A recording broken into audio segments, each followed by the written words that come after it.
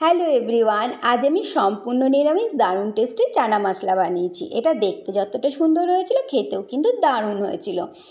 আপনারা বাড়িতে এভাবে একবার হলেও ট্রাই করবেন। তো এর জন্য আমি 1 কাপের একটু কম কাবুলি ছোলা নিয়ে জল দিয়ে ধুয়ে সারা রাত জলে ভিজিয়ে রেখেছিলাম। তারপর সকালবেলা জল থেকে তুলে একটা প্রেশার কুকারে নিয়ে নিলাম, দিয়ে দিলাম জল আর দিয়ে দিচ্ছি 1/2 চামচ মতো লবণ। এবারে মিডিয়াম ফ্লেমে 5 থেকে 6টা সিটি ফেলে নিচ্ছি। প্রেশার কুকারটা নামিয়ে ওভেনে একটা কড়াই বসিয়ে এতে দিয়ে দিলাম 1 চামচ রিফাইন্ড অয়েল, 1 চামচ মৌরি, 1 চামচ গোটা জিরে, 1/2 চামচ গোটা ধনে, 1.5 চামচ মতো চালমগজ, 4টে কাজু বাদাম, 8 থেকে 10টা গোলমরিচ, 2টো লবঙ্গ, 2টো ছোটো এলাচ, 2টো টুকরো দারচিনি আর 10 থেকে 12টা মতো কিশমিশ, একটা তেজপাতা দিলাম। আর দিয়ে দিচ্ছি আদাটা একটু বেশি দিলে টেস্টটা ভালো আসবে, যেহেতু সম্পূর্ণ নিরামিষ। তো আদাটা এরকম ছোট ছোট করে কেটে দিয়ে দিলাম। আর 2টো টমেটোকেও আমি এরকমভাবে একটু ছোট করে কেটে দিয়ে দিচ্ছি। যদি এরকমভাবে সব কিছুকে ভেজে পেস্টটা বানানো হয় মশলার, তাহলে এই রান্নাটা খেতে দারুণ লাগে।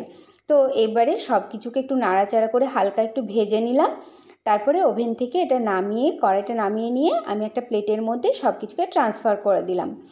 এবারে এগুলো সম্পূর্ণ ঠান্ডা করে নেব। তো সম্পূর্ণ ঠান্ডা হয়ে যাওয়ার পরে আমি মিক্সিং জারে সব কিছুকে নিয়ে নিচ্ছি। আর ঝালের জন্য এতে দিয়ে দিচ্ছি 2টো কাঁচা লঙ্কা আর দিয়ে দিলাম সামান্য জল।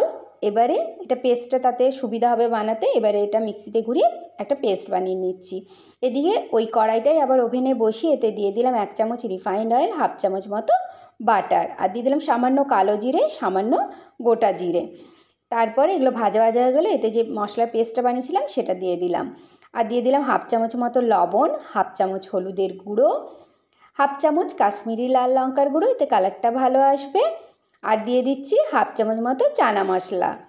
এবারে সব কিছুকে এরকমভাবে নাড়াচাড়া করে মিশিয়ে নিয়ে মশলাটাকে কষিয়ে নিতে হবে তেল ছেড়ে আসা পর্যন্ত। তো মশলাটাকে খুব সুন্দরভাবে কষিয়ে নিয়েছি, তেল ছাড়তে শুরু করেছে সাইড থেকে। এবারে এই যে চানা মশলাগুলো খুব সুন্দর সেদ্ধ হয়ে গেছে, আমি এবারে এগুলো ঢেলে দিলাম। চানা মশলাগুলো মশলার মধ্যে দিয়ে দিলাম।